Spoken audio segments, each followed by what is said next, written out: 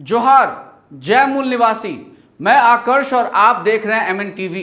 15 साल पहले लालू प्रसाद यादव सरकार की कमियां खामियां गिनाकर नीतीश कुमार ने सत्ता हासिल की थी और अब फिर से नीतीश कुमार 15 साल बाद अपनी कमियों खामियों को छिपाने के लिए लालू यादव की कमियां खामियां गिना रहे हैं। लेकिन मैं नीतीश कुमार से सवाल पूछ रहा हूं कि अपनी उपलब्धियों को बताएं कि आपने बिहार में कितना विकास किया है। बिहार में विकास के नाम पर केवल यही दिखाई दे रहा है कि आपने प्रगतिशील बिहार को भिखारी बना दिया है। यह सवाल बहुजन मुक्ति पार्टी के राष्ट्रीय अध्यक्ष VL मातंग के हैं। VL मातंग ने आगे कहा कि देश के कुल गन्ना उत्पादन का 40% अकेले बिहार से आता है। आज बिहार की अधिकांश चीनी कंपनियां बंद हैं। आपने 15 सालों में बंद चीनी कंपनियों को चालू क्यों नहीं कराया? 15 साल के शासन में बिहार में एक भी उद्योग क्यों नहीं लग पाया? अगर लगाया है तो सामने आकर जनता को बताएं। छिप क्यों रहे हैं? आखिर कब तक वोट के लिए बिहार की जनता को गुमराह करेंगे? अब बिहार को बचाने का समय आ गया है।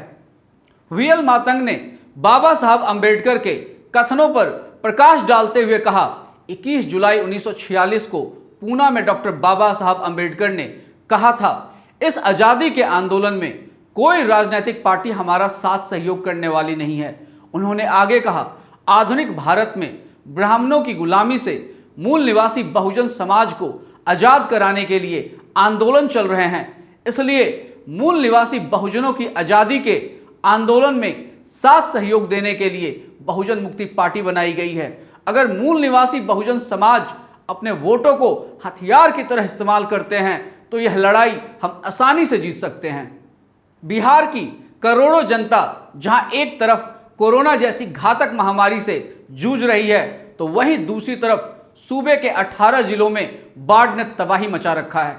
इसके बाद भी बीजेपी और चुनाव आयोग बिहार में चुनाव करवाने की तैयारी कर रहे हैं। इस तरह से सरकार और आयोग जनता के जीवन के साथ खिलवाड़ कर रही है। इससे साबित होता है कि सरकार और आयोग को जनता के जान की तनिक भी परवाह नहीं है। इस बात को ध्यान में रखते हुए बहुजन मुक्ति पार्टी बिहार ने विधानसभा चुनाव को वर्तमान समय में स्थगित कर 2021 में चुनाव करवाने के लिए चुनाव आयोग को 2 पेज का पत्र लिखा है।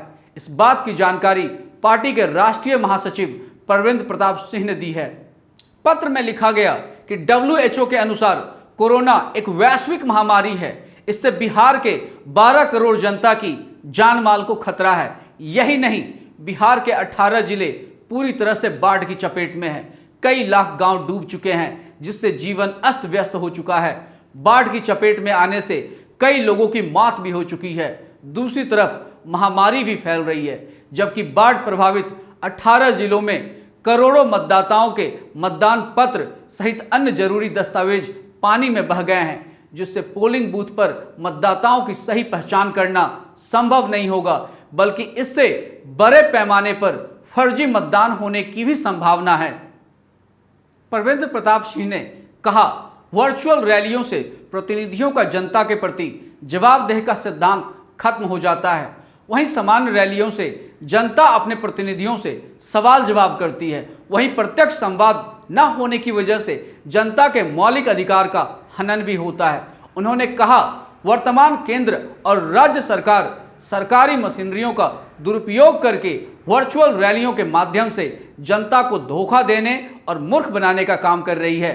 उन्होंने केंद्र और राज्य सरकार पर आरोप लगाते हुए कहा, अखबार और टीवी चैनलों को करोड़ों रुपए के पेड न्यूज देकर प्रचार किया जा रहा है, जबकि छोटे दलों और निर्दलीय प्रत्याशियों के पास साधन संसाधन नहीं होने के कारण यह संभव नहीं है।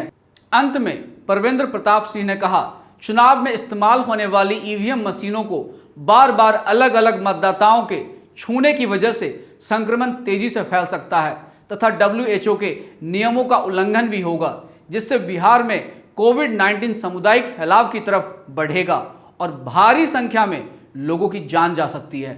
आगे कहा गया कि बिहार की 12 करोड़ जनता की जान के साथ बहुजन मुक्ति पार्टी किसी भी प्रकार से खिलवाड़ नहीं होने देगी। चाहे इसके लिए सड़कों पर उतरना पड़े तो बहुजन मुक्ति पार्टी वह भी करेगी।